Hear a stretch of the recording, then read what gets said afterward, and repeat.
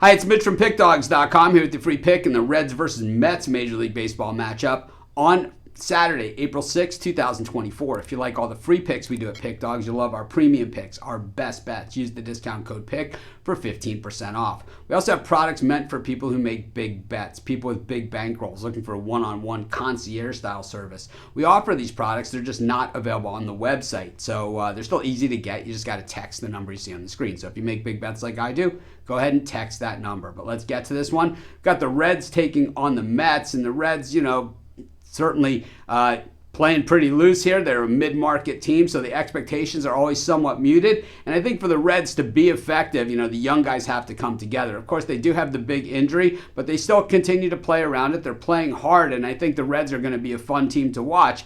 I think for the Reds, it all comes down to, like it does with a lot of the mid-market teams, it all comes down to, depth over the course of the season and the injury bug and how well they can avoid that. They do have Nick Martinez going in this one, and the Mets go with Luis Severino. And for the Mets, it has been a rough start to the season.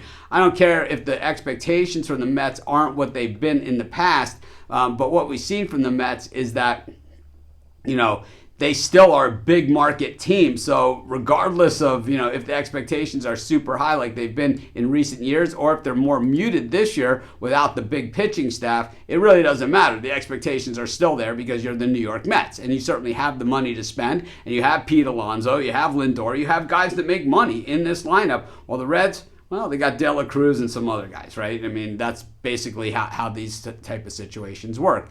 Luis Severino comes over from the Yankees. This is a guy that's always had really good stuff, but at the same time, when he makes a mistake, he always pays for it. In his first outing, 5 innings pitched, 11 hits, and that amounts to a 5.40 ERA. Meanwhile, Nick Martinez, who goes here for the Reds, went 5 innings, allowed 6 hits, and he's also got a 5.40 ERA. The difference, the Reds won their game and the Mets lost theirs. So that's just a little bit of a different scenario here. We look at the overall stats for these teams. The Mets not hitting right-handed pitching at all this season, just hitting 150 and 234 against lefties, while the Reds 259 against righties, 278 against lefties, and their starting pitching has delivered a 2.76 ERA, but their bullpen 5.91. A lot of that happened in Philadelphia by some guy named Bryce Harper, who just kind of got a hold of a few of them. The thing is that while the Mets pitching numbers are pretty good, the bats' absolute deadness is really what's been their undoing. Even the game they won against the Tigers,